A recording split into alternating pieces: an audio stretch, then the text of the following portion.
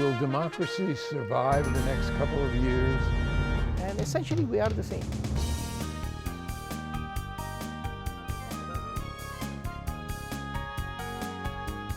And there are so many needs that Minnesota has. What people are saying they need right now. Access to democracy is made possible by donations from the following organizations. Thomson Reuters, a global company with expertise and insight to unravel complex situations in the areas of law, tax, compliance, government, and media. Their worldwide network of journalists and editors keep customers up to speed on relevant global events. Thomson Reuters, the Answer Company. Crutchfield Dermatology, a full-service treatment center in Medi-Spa in Eagan. Their goal is to help you look good and feel great with beautiful skin. With service built around courtesy, dignity, and respect, Mayo-trained Dr. Charles Crutchfield personally treats each patient and is acknowledged as one of the nation's best physicians. Firefly Credit Union, with locations throughout the Twin Cities, has proudly served Minnesotans since 1925. Firefly guides its members forward by delivering customized financial solutions to improve their lives in all aspects of banking. Firefly Credit Union, they light the way with life illuminated. Edina Eye, Physicians and Surgeons, a division of Twin Cities Eye Consultants, has proudly served the Twin Cities for more than 55 years. Now in 7 convenient locations.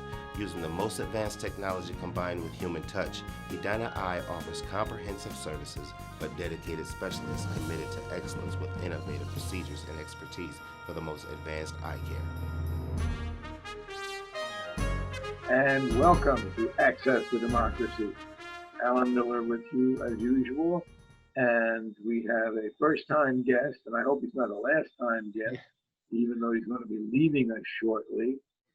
2 months ago, probably nobody knew the name of Major General Jon Jensen. Certainly outside of the National Guard, the Minnesota National Guard, the government, the governor, since he's a member of the governor's cabinet, as I understand it.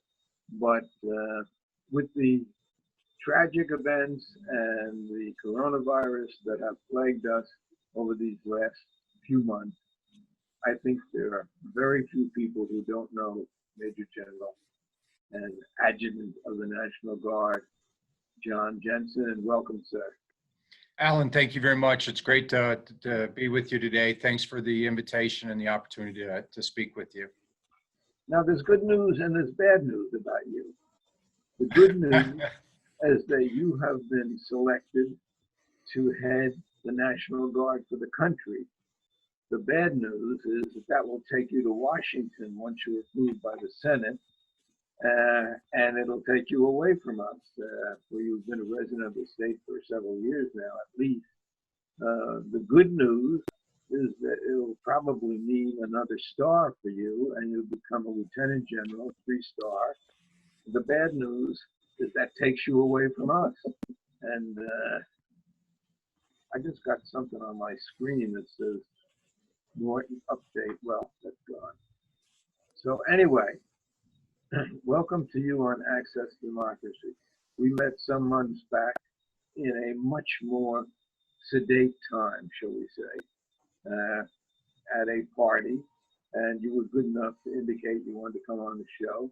So let's have a little bit of background about General Jensen. Sure.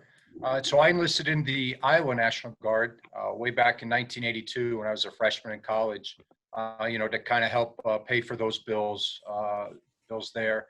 Like a lot of soldiers, when you initially enlist, you think you're going to do your enlistment and get out and move on with life. And that certainly was my plan back in 1982. The way life works, the way things work, I never left. They kept providing me additional opportunities to serve.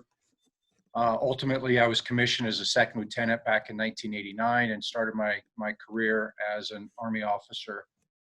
My wife and kids and I, we relocated to Minnesota in 2002 and became proud members of the Minnesota National Guard in 2002, where I've continued to serve through my current position as the Adjutant General. I've had the opportunity to mobilize and deploy 4 times in support of operations outside the United States. done a series of state active duties in Iowa and in Minnesota both. And as you indicated, Alan, I've recently been nominated to be the director of the Army National Guard, which is part of the National Guard Bureau. If you think the National Guard Bureau consists really of three entities. There's the two departments, the Department of the Air National Guard, the Department of the Army National Guard, and then the joint element that serves the chief. So I'll be head of that department that helps lead the Army Guard. But I have to get confirmed by Senate. So I'm not in a rush to leave Minnesota yet, and I'm not counting my chickens before they hatch. So as I tell everybody, I'm still the Adjutant General of the Minnesota National Guard, and I'll continue to fulfill that role until the job changes. And we are not in a rush to see you go either. Probably because during the pandemic and then certainly the tragedy of George Floyd, you appeared many times with the governor, and probably one of the more well-balanced, calm, intelligent appearances, in my estimation, was the fact that you were so reassuring and so positive of what your and the Guard's position was, that it really stabilized things. It made people feel more comfortable, more confident in you. And why don't you tell us the difference between the National Guard and the Army? Because I know that confuses a lot of people. Yeah, so the National Guard has a dual role. We have a role inside of our states working directly for the governor. So if you will, our commander-in-chief is Governor Walz. And that's the mission that we fulfilled, whether it was COVID-19, whether it was responding to the flood in Oslo, Minnesota around Easter time, or whether it was responding to the most current civil unrest in Minneapolis and St. Paul. And so that's our state responsibility, our state role under the command of the governor. And then we also have a federal role. We currently have just shy of 1,000 soldiers and airmen deployed throughout the world, supporting the United States Air Force and the United States Army in our federal role, supporting the national military strategy of the United States. And so the National Guard is the only entity that has this dual role, where we can work on behalf of our governor and then work on behalf of the president.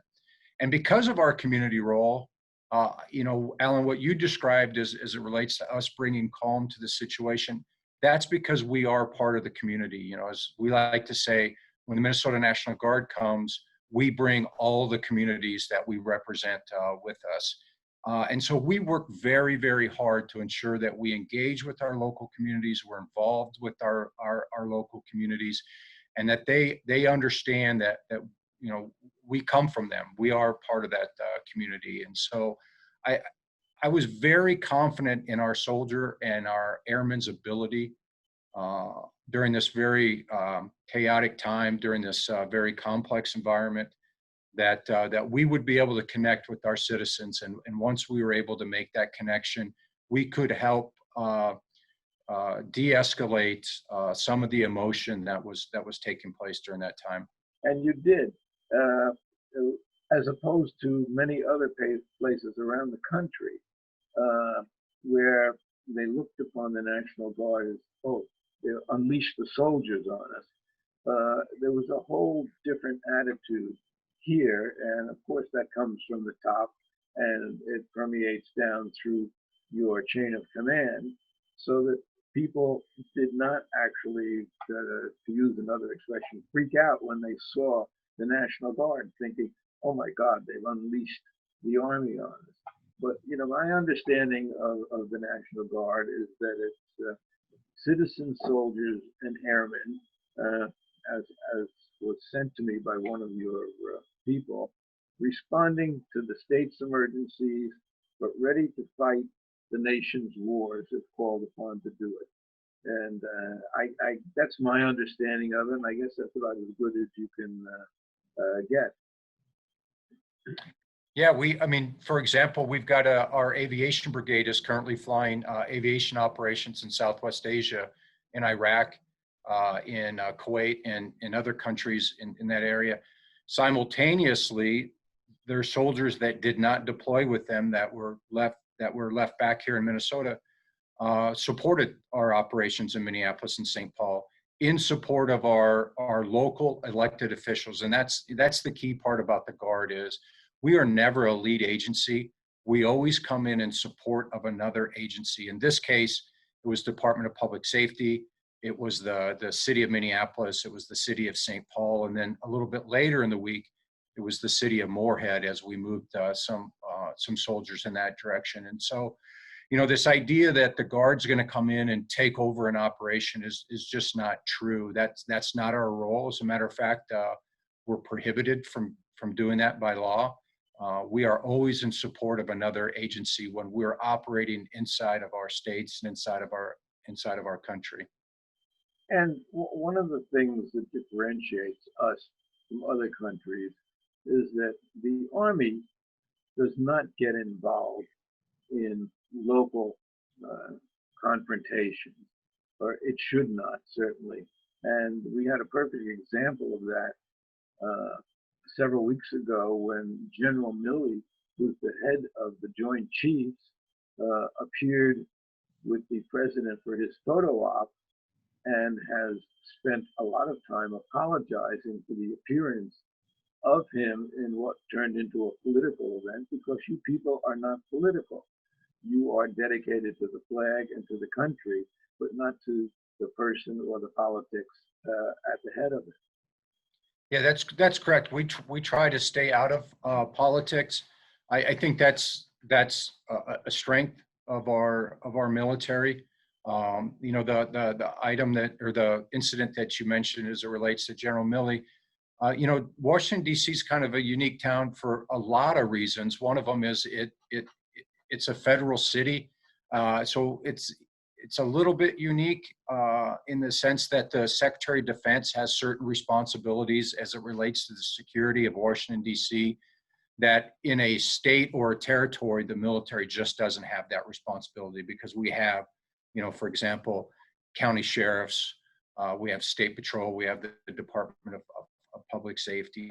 I think the military prides itself on not being a political entity as it might be in some other countries.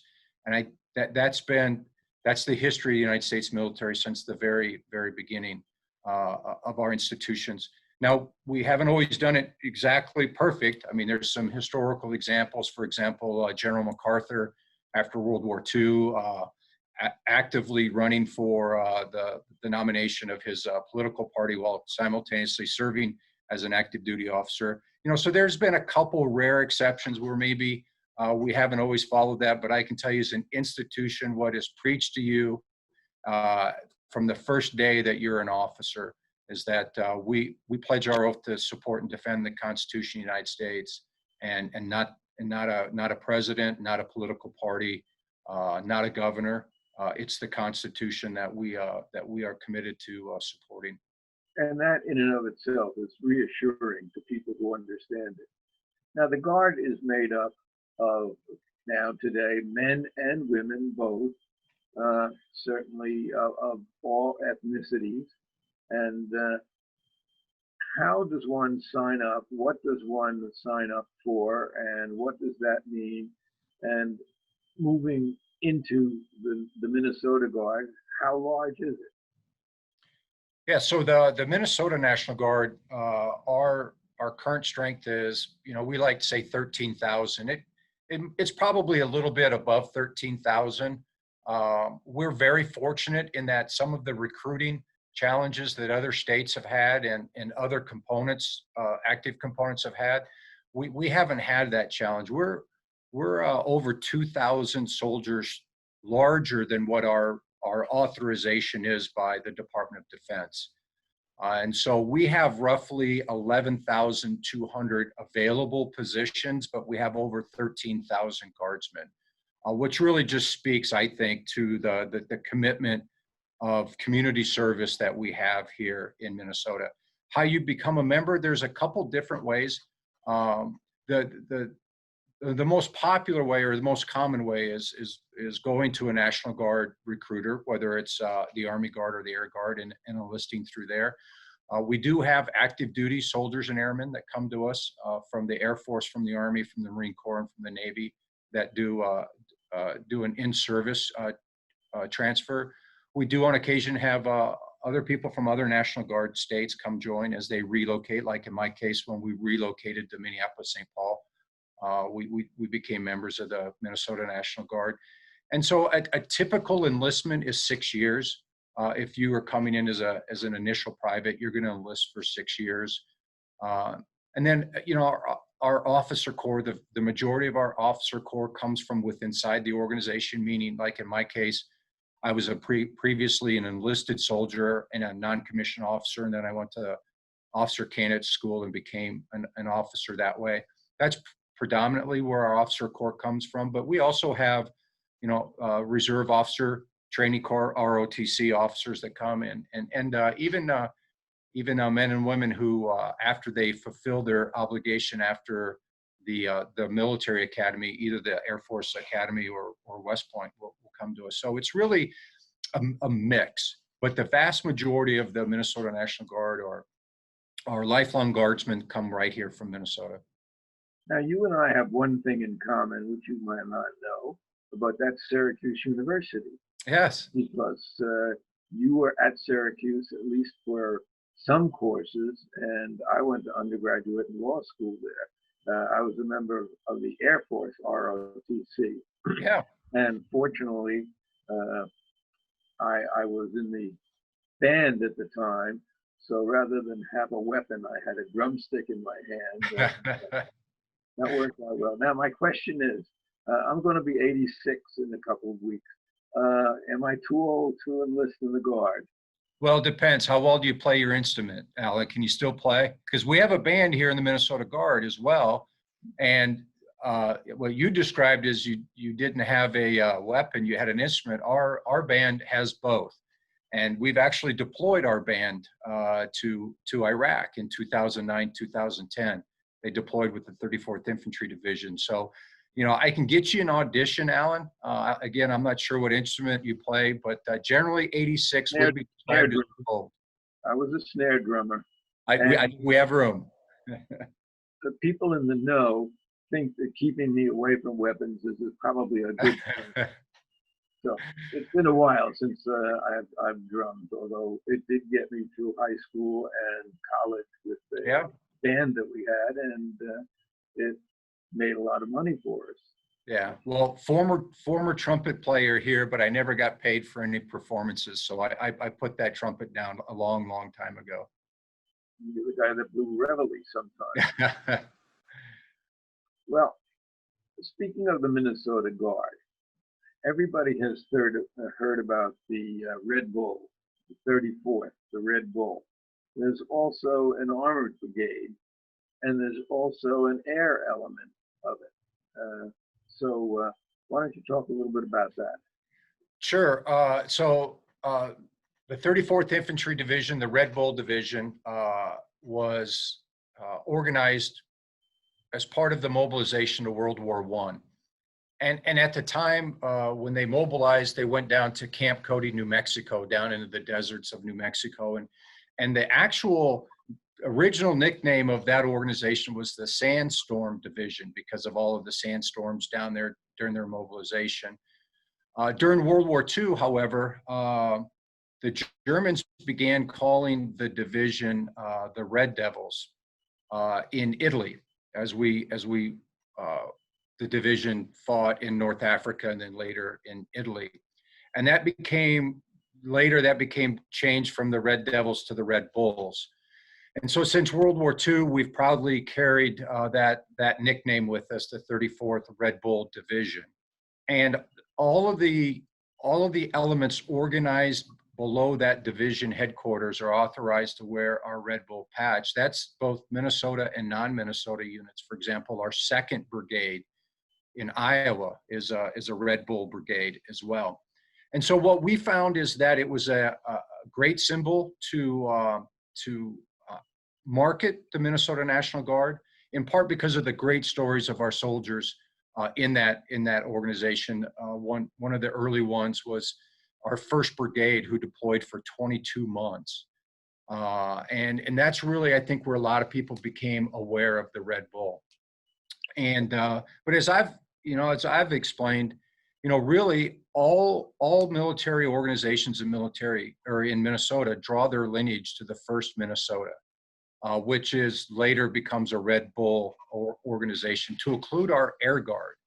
Our Air Guard, the 1st flying unit in the Minnesota Air National Guard, was the 109th Observation Squadron. They were originally an Army National Guard unit assigned to the 34th Division. So I like to say even our airmen are Red Bulls. And so in Minnesota, if you wear a military uniform, chances are somebody's going to ask you, are you a Red Bull? And we're very proud of that. We're very proud of the lineage and the heritage of that. And we're very proud of how our current soldiers and airmen have performed in honor of that lineage that came before us. Now, you and the Red Bulls have been called upon to engage overseas on occasion. I know several of the awards that you have won include the Bronze Star and the Legion of Merit, among others. And you were involved in some of our conflagrations overseas. So what happens in that regard? A call goes out and the Guard drops whatever they're doing and has to leave family, mobilize, and get sent overseas to fight in a war. How does that work? Yeah, so early on the global war of terrorism, it was you got a lot less notification. Sometimes that notification was just maybe a matter of a month. As the global war on terrorism continued to progress, and we were able to forecast things, our units have a much longer notification. Most units know in about a year in advance that they're going to mobilize, which is very good, because it allows them to prepare their family, prepare their employer for their departure. And then depending on whether you're in the Air or the Army Guard, the length of your deployment can also vary. The Army Guard has a tendency of deploying for longer periods of time, because that's just the way the Army does things. And those routinely now are somewhere between 9 to 12 months. In the Air Guard, in part because the Air Force deploys differently, their deployments are significantly shorter. So you can see those anywhere from 30 days to 120 days, on occasion up to 6 months. And it's really the service, either the Air Force or the Army, who really kind of sets that strategy. But as I mentioned, we've had units that have served considerably longer. The 1st Brigade, they mobilized for 22 months. It was from, early fall of 2005 to midsummer of 2007. But we haven't had anything like that since. And typically what we see on the Army side is a 9-month deployment, and in the Air Guard about 90 to 120 days. Now, you people actually were activated by the governor in the coronavirus problem, ongoing problem.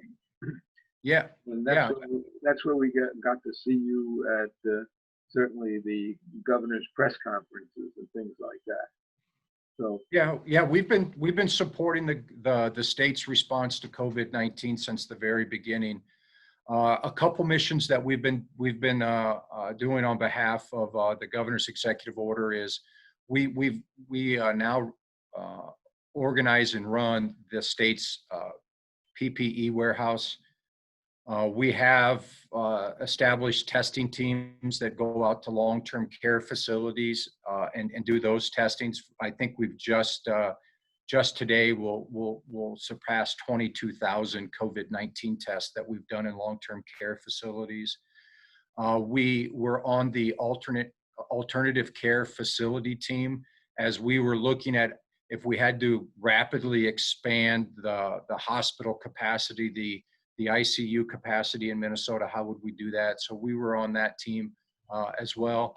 And then we hosted and performed free community-based COVID-19 testing over Memorial Day weekend. We did nearly 10,000 citizens into 6 armories across the state for free testing. And then for our own use, as we came off of state active duty following the civil unrest, we were able to test our own guardsmen. Over 7,000 tests were conducted there, and so we're very active in the COVID-19 response. Again, though, in support of the Department of Health, as they are the lead agency for the governor, we're in direct support of that agency. And then suddenly we have the George Floyd tragedy, and this puts a whole different posture on not only what goes on in our society, but on the obligations of the Guard. And you're then called upon to support local law enforcement in that regard. And as far as I have seen, you did just that without any pushback from any of the groups that are complaining about too much militarization. I didn't hear a word of that about the Minnesota Guard, and yet I know they were out there. I know that they were guarding property. So again, that goes back to the discipline, and obviously it worked. And while we still have a few minutes left, believe it or not, we've almost used up our time. I want to commend Lieutenant Colonel Fleming, who was a great help to me in setting up this interview. And how does your family feel about getting uprooted, or are they not getting uprooted when you go to Washington? Yeah, so my wife's really excited about this because in her mind, she now has a winter home. She's going to summer in Minnesota and winter in Washington D.C. And so she's gonna allow me to just be out there and do some work. But I have a great family that has always supported my career through hard times, through good times. And in my family, we always say that we've received more out of my service than what we've had to give. And so this is the next thing I'm getting the honor to do. And so my family's fully behind me. But I think fully behind me up to the point that they're willing to come visit me on long weekends, but not actually move out there. Minnesota really affects you with quality of life. Yes, absolutely. Come from New York, I just think that the quality of life here is unparalleled, and that's been my experience.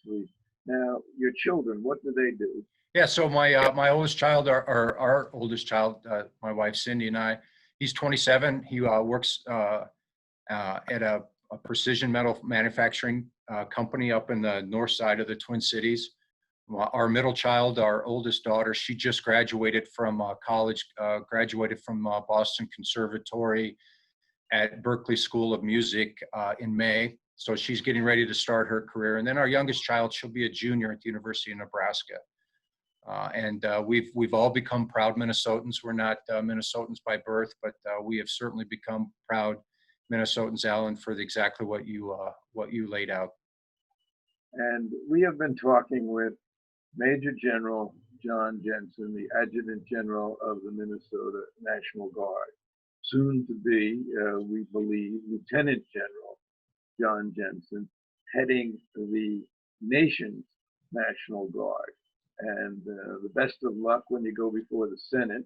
It has been a real pleasure to not only meet you and to have this time with you, but as well, I hope that this is not the last time we have to do this.